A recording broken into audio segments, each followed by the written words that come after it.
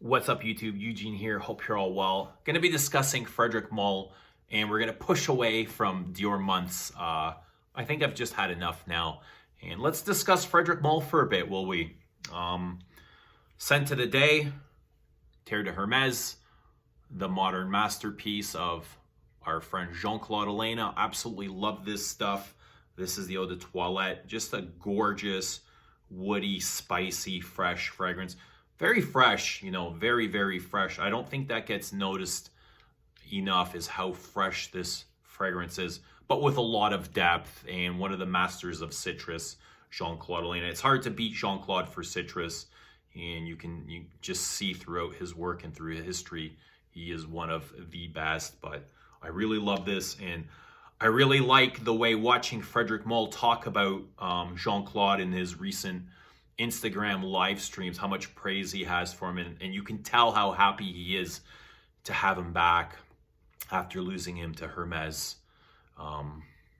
For a long while, Jean-Claude was with him from the very beginning with Bigarade Concentré and Cologne Bigarade, but you know, he went to Hermes, he signed a contract, and now that he's retired, he came back and they did Rose and CUIR. I'm hoping that they'll do something together really soon, or again, eventually, at least a few more fragrances. I think Jean-Claude's really, even though he's retired, he's still, like, it seems like in the prime of his career. His best work has been, you know, Rose and CUIR could be some of his best work, if I'm perfectly honest with you.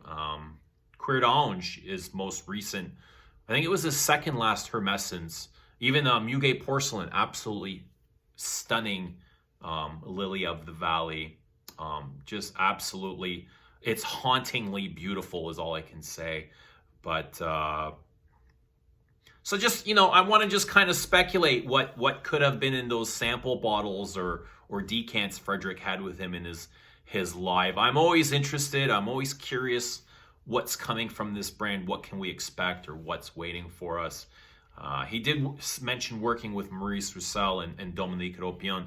Dominique's obviously his golden egg. I think he loves working with Dominique. They just have some kind of, they have this thing, you know, they've created a ton of great perfumes, and I don't blame him for not treating Dominique the way he praises him. But here's my scent of the evening.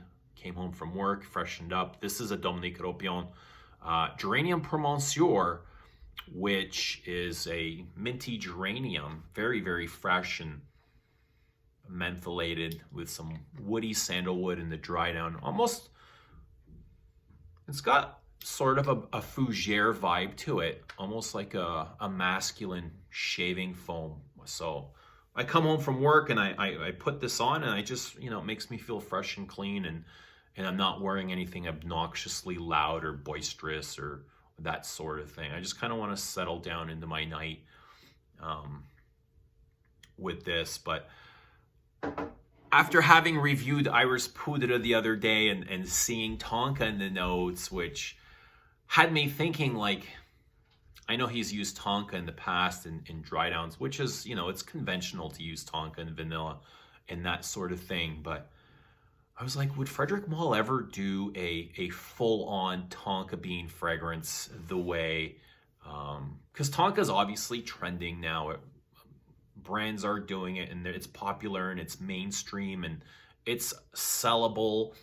You know, with Fève Délicieuse, with Dior, that was a massive success. I'm not sure why they decided to discontinue it. Guerlain's done it with Tonka Impériale.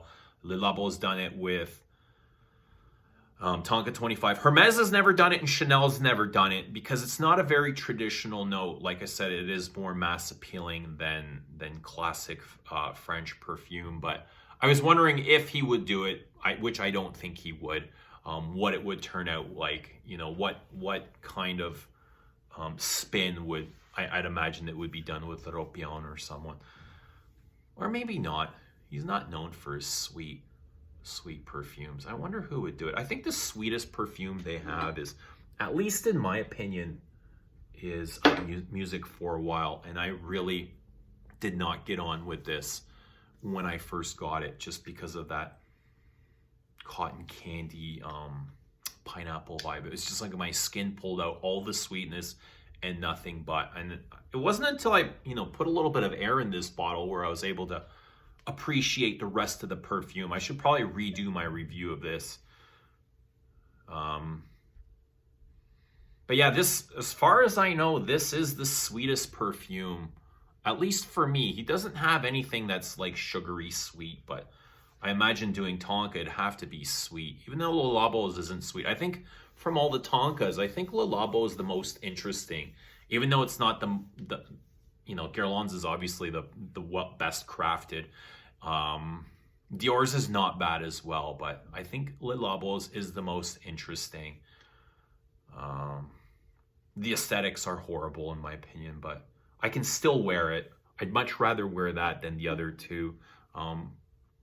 But no, I don't think they would do Tonka, but I'm just picturing what Frederic Malle's Tonka bean would be like. It'd be interesting. What would I like to see? What notes or pyramids or genres would I like to see? I'd love to see a sandalwood, a traditional sandalwood. And I know he's done a gourmand sandalwood with Dries Van Noten, and which I love. I've reviewed this positively and I do enjoy this, but I'd like to see, and there's nothing wrong with releasing several genres of one perfume in several different genres. Did that make sense?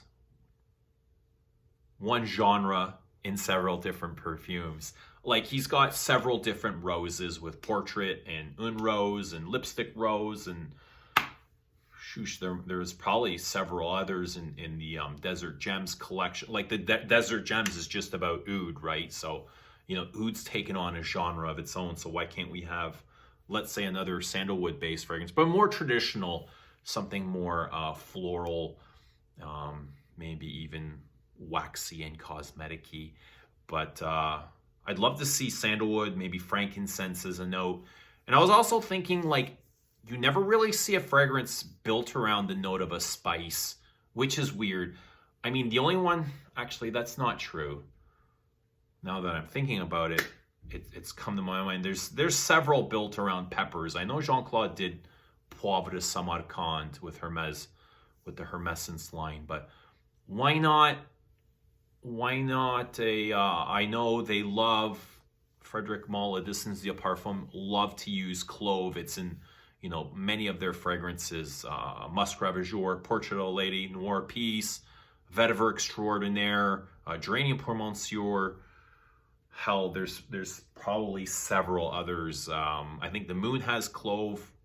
It might be cumin, but regardless, why not do something around the note of clove and see what they come up with? I think Jean-Claude would be perfect for that because he is not only the master of citrus, but the master of spice as well. Oh, Bigarade Concentré's got clove in it as well. Yeah, you know. So why not just call something clove? And I love the note of clove. It just adds so much character. You know, it's dry and woody and spicy. Could have like body essences to it, if you know what I mean.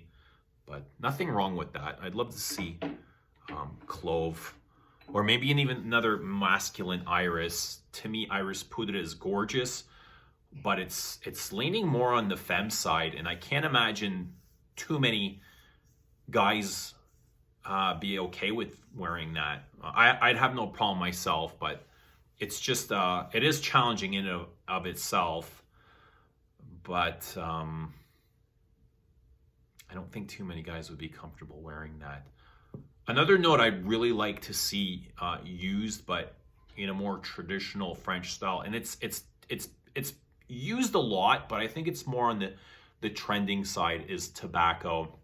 And there's only one tobacco fragrance that I really enjoy. There's several others that I think are okay, but I don't know, they just don't sit well with me.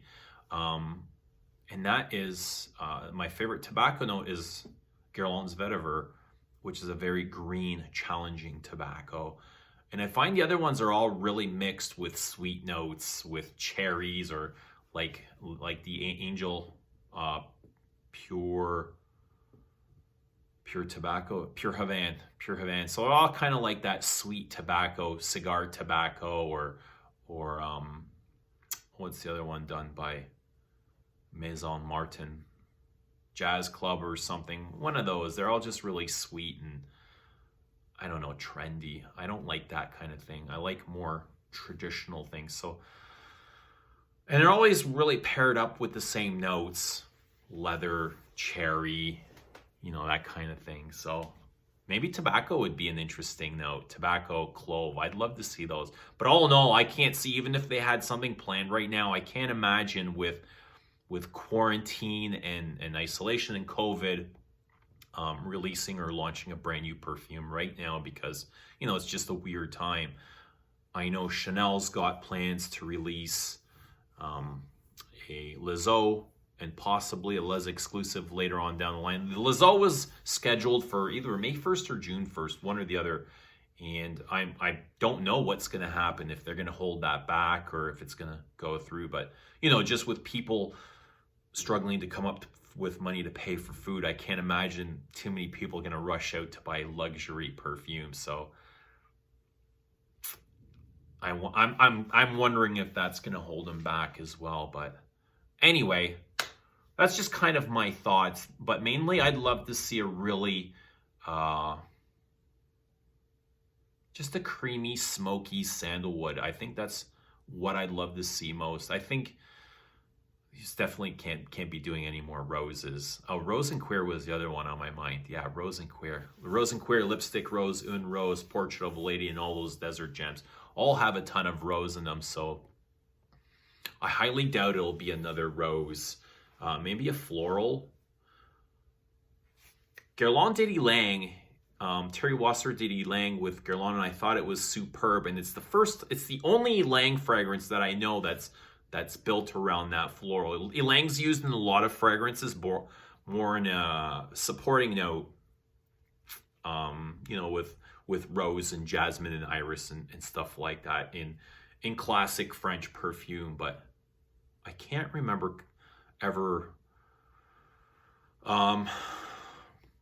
recalling another Ylang, so that'd be interesting.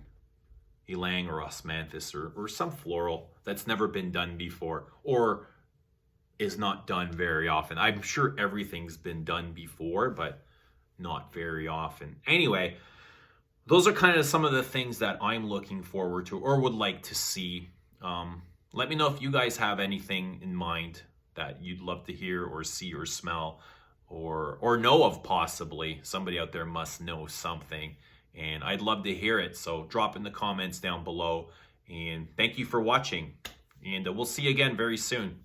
Bye for now.